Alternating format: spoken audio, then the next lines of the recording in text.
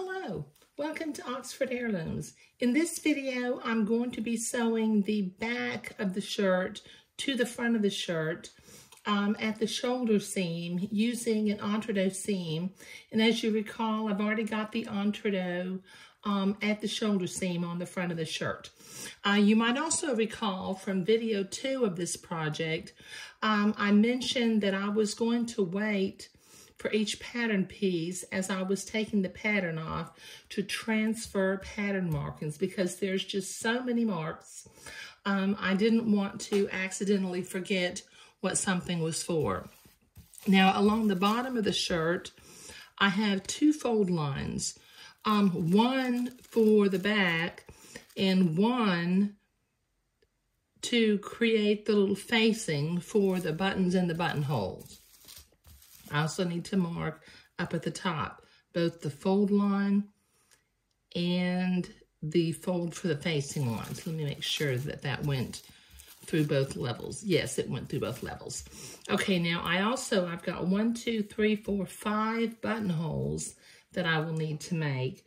So I'm going to make a little blue mark at one end of the buttonhole, which will be the end that I start at using my vintage Singer sewing machine and buttonholder attachment. So now I can unpin this and begin to attach it to the front of the shirt at the shoulder seams.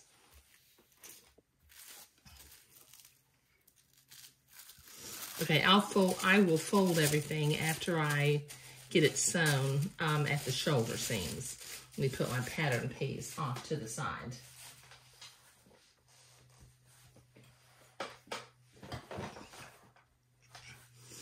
Okay, so that needs to be pressed a little bit, but I'll get that in just a little bit. Okay, now from the shoulder seams of the front of the garment, I'm going to pin first, one at a time, and then sew the shoulder seams with entredot.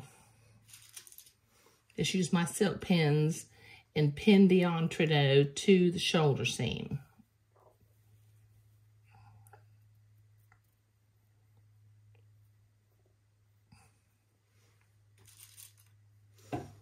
I like to use pins up at the shoulder seam because shoulder seams are generally cut a little bit at an angle, so they have a little bit of stretchy bias to them. And this helps me for it to not stretch when I sew the entredot on there. Okay, let me get the other shoulder seam pinned into place.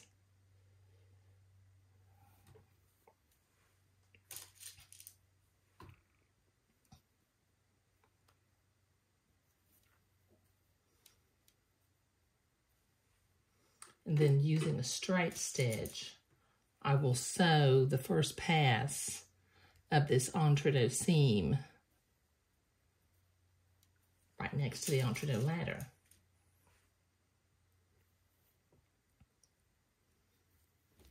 Okay, now from the entredot side.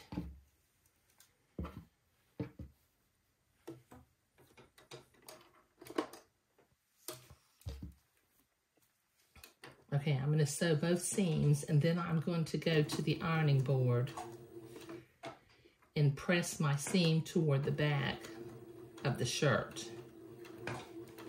Take my pins out as I come to them.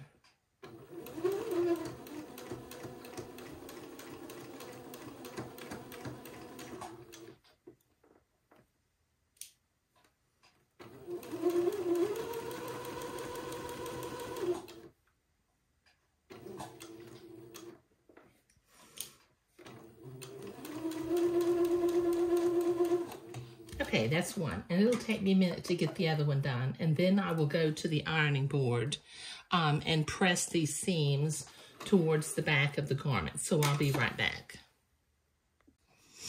Okay, I've got those seams pressed towards the back of the garment. I've got my sewing machine set for a zigzag and the appropriate stitch length and stitch width for sewing entredot. Now I'm going to zigzag the second side of this entree seam. Catching the fold of the fabric on the left and going in the entree hole on the right.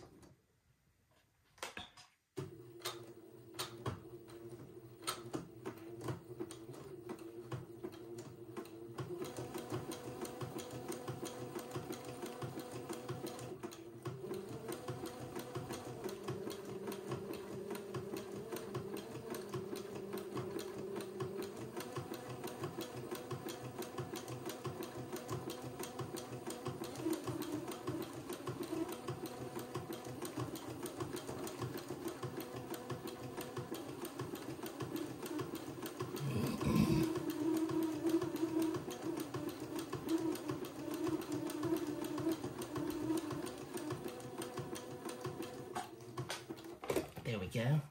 Okay, now I need to do the other shoulder seam, so I'll be right back. Clip my threads. Okay, I've got both of those seams zigzagged, and I'm going to turn this over, and from the back side, I've already got one trimmed, but I'm going to use my specialty scissors again and trim some of this entree seam away from close to the zigzag line. Okay. All right. Now that's looking really, really nice. And I think that with this being just a real plain button-on suit with a pointed collar and a button-on tab, and I'm not going to be using any lace on this particular garment, I think that the entree seams that I'm adding give it a little more of an heirloom look. But in the next video, I will be preparing the back edges of the back opening. I'll be doing the buttonholes using my vintage old-fashioned Singer button holder attachment. And we will be moving on. Okay, but sewing the shoulder seams with an entree seam was what we were doing today. Thank you.